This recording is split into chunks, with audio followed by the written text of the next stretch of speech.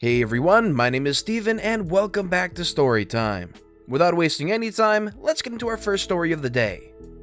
Telco wants to cut me off due to ex-husband's bankruptcy. Even though bills are up to date and still under contract, will I now have a free iPhone 11 Pro? My ex and I went bankrupt due to him not paying bills and his company going under. Joint names unfortunately, as I was working and he needed my name to buy the business. It sucks, but that's a whole other story. I have always paid my bills for every utility, so when all this went down in January this year, all other contracts, including a salary sacrifice car, just continued on. In December, I smashed my phone screen. The repair cost was about $800, so I used my insurance that I had been paying as part of my phone plan to replace it with a brand new iPhone 11 Pro. $50 per month for the service and $75 per month for the phone.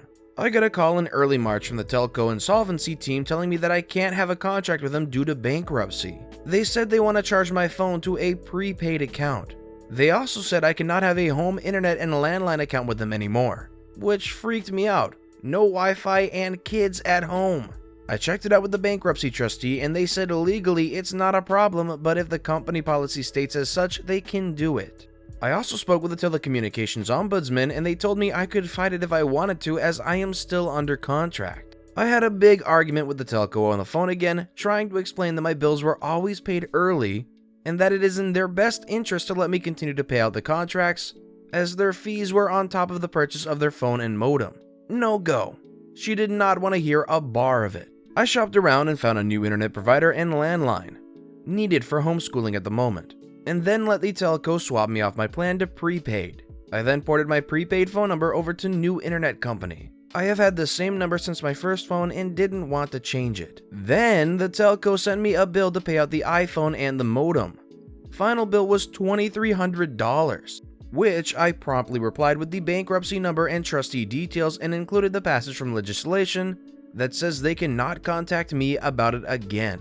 The best part is my new company uses the old company's satellites, so my coverage is still excellent, but also uses another company's as well, so it is now actually better. Stupid Australian telco that is the biggest in the country that are too dumb to just let me pay what I owed as agreed. I think that's a pretty crafty move. I don't even know if I would be able to pull that thing off. What about you guys? Do you think you would be able to contact the bankruptcy trustee and the ombudsman and figure that out and get a basically free iPhone 11 Pro out of it? Let me know what your strategy would be if they called you up and told you that your existing plan basically cannot exist anymore. Gas company billing issue. Sure. This happened about 6 years ago when I moved in with my partner at the time. Our realtor managing the property gave us the form and we filled it in. There was a section that asked about us requesting all utilities being connected on our behalf. Gas, power, phone, internet. I ticked the no box because I wanted to choose my own suppliers. We moved in. Power was on, gas was on. No internet yet, but that would take days or weeks. But I then realized I never called the gas and power company. Dang, I forgot. Though when I rang them and gave them my details, they said it's all confirmed and connected already. What a coincidence that the utilities the realtor connected us with was the same company I was going to sign up with. 9 months go by. One day I come home and there's no gas. Power is fine. I call the company. You haven't paid your bills. Now let me rewind for a moment. Ever since moving in, they never sent us a bill. I requested to receive them via email. Never got one. I checked my spam. But each quarter, our utilities get billed quarterly. I'd get a bill in my letterbox addressed to the previous tenant. I'd mark the envelope RTS, no such name, and each quarter I would ring the gas company to tell them, got another bill addressed to the previous tenant. They'd respond with, oh okay, let's fix that. Anyway, back to the present day of the story. I'm on the phone trying to explain the gas disconnection issue, explaining that we haven't paid our bill because we never got one, and so on. They look at my account and then ask me to confirm my name. Once again, the previous tenant's name appears. I explained to them that I've sent every bill back to them and called them each time to resolve this. They deny it all. Never heard from me. No records. So I ask them, is the gas disconnected now? They say yes. I say great. I'd like my gas at this address to be connected under a new customer name, please, because it appears to still be under the previous tenant. They tell me I can't do that. They tell me I'm the previous tenant, so I ask them to confirm my identification. I give them my name. They have zero info about me. I tell them I'm hanging up now.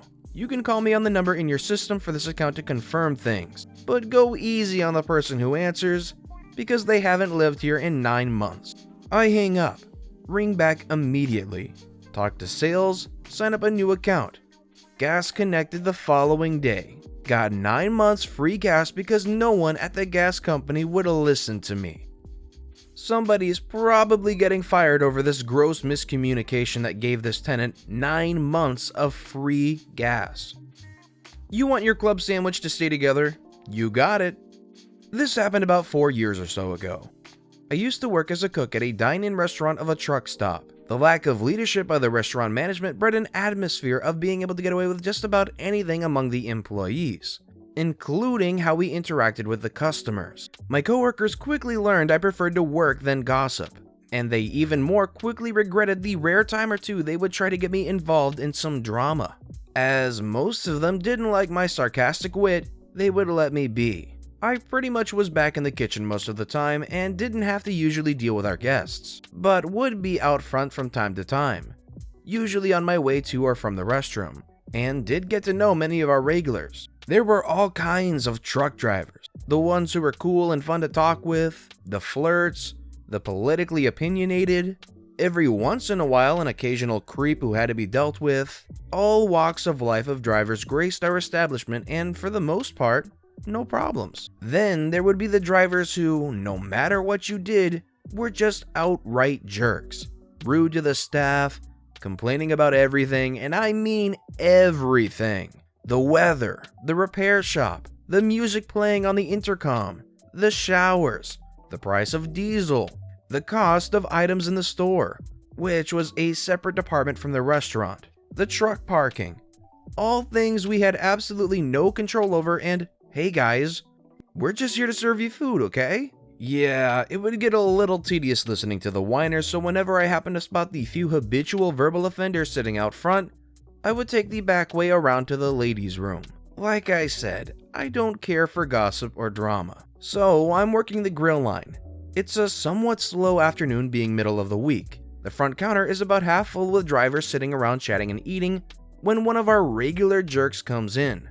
Now, this particular regular jerk was a special breed, the kind I refer to as not happy unless they are watching the world burn. This guy took being a jerk to the next level. Never wanted to socialize with the other drivers. Never tipped the servers. Always got his food to go. Yes, he would every single time open the container to inspect his order, grumble, and make a snide comment. Would get the same thing every time. A club sandwich with fries. And for whatever reason, he would stick his head around the corner of the server line to see who was cooking before ordering, even though he would get the same thing every single time. Out of the corner of my eye, I see this driver peeking at me for a moment before he disappears from sight. Knowing what is coming, I go ahead and start the order. Now, the club sandwich we made was of the triple-decker variety. 3 slices of bread, ham, turkey, bacon, mayo, lettuce, tomato, and cheese, which upon assembly was held together with frill picks, very long toothpicks with colored plastic frills on one end, and cut into quarters. Sure enough, the ticket pops up on my printer a couple of minutes later. As I had gotten a head start, the sandwich is already laid out on my cutting board, and I'm waiting on the bacon and fries to finish cooking. I set up the to-go box and reach for the pan with the frill picks, only to discover that there are none. No surprise, honestly. The other cooks aren't exactly known for keeping up with the line stocking, so I go over to the storage room to get some. We are out. Completely. There isn't one single frill pick in the place. Oh shoot, goes through my mind. Walking back to the line, I quickly brainstorm what to do. Realize that, if I'm careful, I can cut the assembled sandwich and lay it in the box with the fries in such a way that it will not fall apart. Pleased with myself and my idea, I finished putting the order together and placed the closed container in the pass-through window for the server to bag up. As I have no other orders at the moment, I decided to text my general manager, who is scheduled in later in the day, about the frill pick situation and to ask if he can stop and pick some on his way in. Before I can hit send, I hear a bellow from down the server line. What the heck is this? Immediately on alert, I step around to the server line to see Mr. World-Class Jerk glaring at me. He repeats his question, so I ask, "What's the problem?" Why are there no frill picks in my sandwich? He demands to know. My reply is matter of fact, because we're currently out. Why not? Can't you freaking order right? Why can't you do your dang job? Crossing my arms, I quirk an eyebrow and flatly reply that it's my general manager who does our ordering, not me. That I wasn't even aware we were out of frill picks until just now. The server is standing nervously off to the side. She's waiting to see what goes down. Mr. World-Class Jerk inhales, sputters a little, then spits out, Well, I can't eat this like it is without the frill picks to hold it together. Not while I'm driving. He thrusts the box into the server's hands. I want each sandwich section wrapped so it doesn't fall apart. Then, muttering under his breath, he steps back out front as the server scurries towards me. She hands me the box.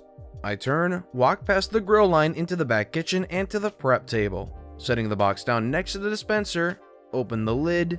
You want your sandwich wrapped? You got it. Each individual section, carefully, lovingly wrapped in a 4-foot-long sheet of 18-inch wide food service grade saran wrap. Placing the sandwich back into its box, I walk back up to the server line and handed it off to my coworker. She takes it out front. I see her hand it to this jerk, who proceeds to open the lid. He must have been satisfied because he closed the container and exited the restaurant. Walking back into the grill line, I finish sending my text to my boss and wonder how long it will be before the fallout from my malicious compliance hits. It never did. I don't know if he ever called to complain to my boss. I certainly didn't hear about it, though we never saw that driver come into the restaurant again. I think if it was me, I'd at some point want to try and refuse service to somebody who was acting like that. I do what I want. Not sure if this is considered malicious, but I think this is a funny, quick story that hopefully fits here. I used to live in a valley in a small town. Underneath the valley is a big, huge water table. Per National Geographic, the water table is the boundary between the unsaturated zone and the saturated zone underground. Below the water table, groundwater fills any spaces between sediments and within rock. This is where the valley draws most of its water, including for all of the agriculture. Farming is big there, and since the valley gets little precipitation during the year, the water table is very important for when it's dry. Due to this, no one is allowed to have basements. However, one of my uncles does have a basement, sort of. The guy who originally built the house decided that he wanted a basement and no water table was gonna stop him. So what he did was he built a normal house. Then, over some years, he started piling up dirt onto the house. As he did, he also started building essentially another house/floor on top of that.